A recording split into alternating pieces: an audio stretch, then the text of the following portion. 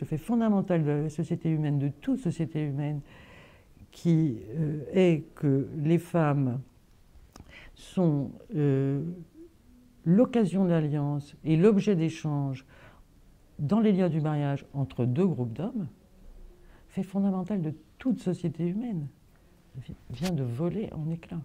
Voilà. Le fait fondamental de la société qui est en train de se faire sous nos yeux, qui est en pleine mutation, c'est la mutation des femmes. En effet, la thèse de mon livre, c'est que, certes, dans la réalité quotidienne et dans les législations de la réalité,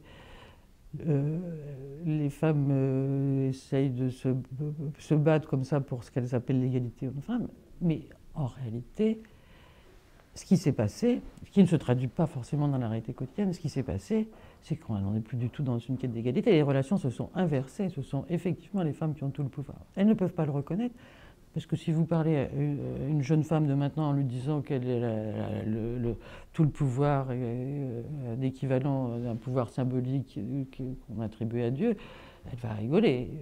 Elle va rigoler, parce qu'en réalité, dans la réalité quotidienne, elle croule sous le cahier des charges.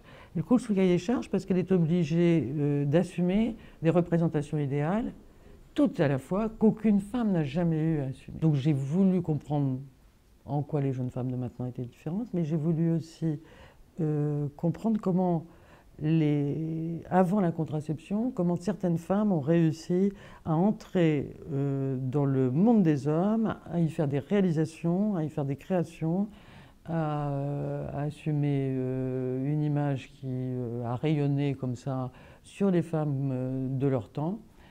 Et ces femmes-là avaient aussi un idéal de libérer les femmes de la tutelle des hommes.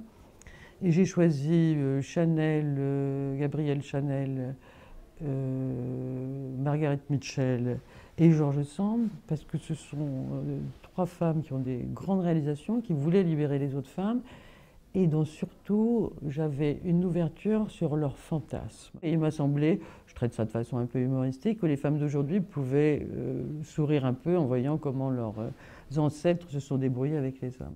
Pour les femmes de maintenant, j'ai choisi, aujourd'hui avant, donc deux modèles complètement différents, puisqu'on voit Lisbeth Salander, l'héroïne guerrière, la justicière, l'héroïne de fiction de Millennium, et Marissa Mayer, personnage réel, le PDG de Yahoo, qui sont deux représentations idéales de la mutante d'aujourd'hui. La guerrière, the warrior, et la mère. Je dois dire que je ne peux pas savoir ce qui va se passer, parce que comme je l'ai compris en faisant le livre, hein, je me suis éclairée en réfléchissant et en travaillant. Comme je l'ai compris, on est vraiment dans une mutation anthropologique telle qu'on n'a jamais vécu ça. Enfin, personne n'avait d'ailleurs imaginé bouleverser le réel de la sexualité et faire des enfants sans rapport sexuel et des choses comme ça. Enfin, on est quand même là dans une mutation inconcevable jusqu'ici. Donc c'est passionnant à voir. Qu'est-ce que ça produit de faire voler en éclats le réel de la sexualité, de la naissance, des générations, des enfants, etc. Qu'est-ce que ça va produire? On n'en sait rien. C'est passionnant à voir. Et là-dessus, d'ailleurs, moi, je pense que c'est important de ne pas porter de jugement, de ne pas essayer de vouloir revenir en arrière. Voilà, c'est un fait.